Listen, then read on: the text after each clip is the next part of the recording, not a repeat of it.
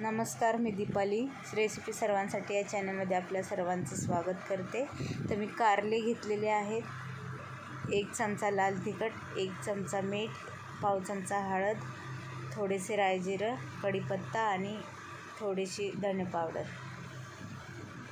तर आता हे कारले जे घेतले आहेत ते मी आता फोडणी देणार आहे.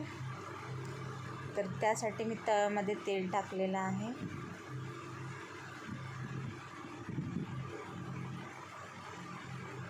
तर आता तेल गरम झाले, मी राई जिरे टाकते आहे.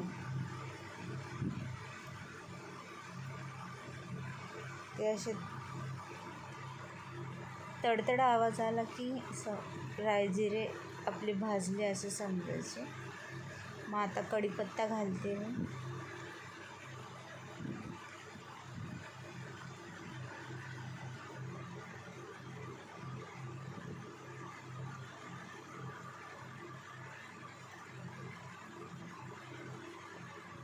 आता कढीपत्ता चांगला भाजलेला आहे.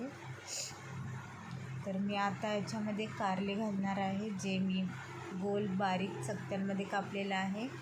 कारण ते पटकन असे भाजून घ्यायला सोपे होतात आणि ते खाण्यासही वेगळी चव लागते. याला आपण पाणी वगैरे घालणार नाही आहे, त्यामुळे मी असेच कारले घातलेले आहेत. आता मी त्याला व्यवस्थित परतून घेते.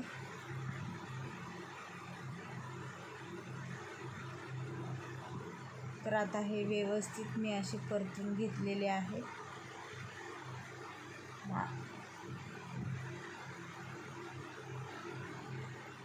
आता यामध्ये आपण उरलेले जे मसाले आहेत ते सर्व आता याच्यामध्ये घालणार आहोत.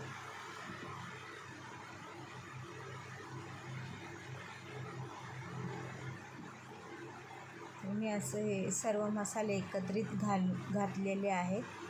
तर आता मी ते व्यवस्थित मिक्स करून घेते. ते मिक्स झाले की म्हणजे सर्व कारल्यांना मसाला व्यवस्थित लागला पाहिजे.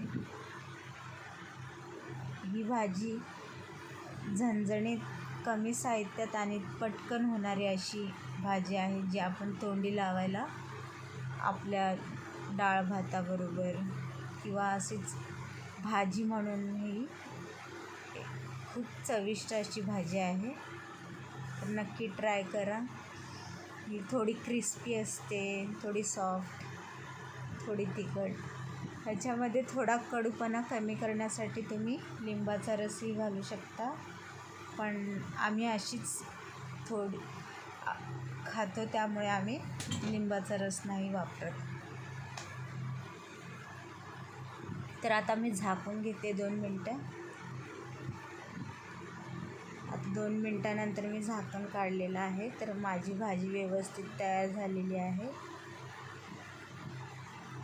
तर तुम्ही ही नक्की ट्राय करा ही भाजी, आणि कशी झाली हे नक्की मला कळवा. कमेंटमध्ये मला नक्की सांगा की कशी वाटली भाजी.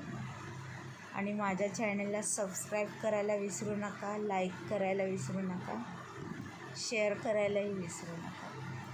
तर अशा पद्धतीने ही भाजी तयार झालेली आहे.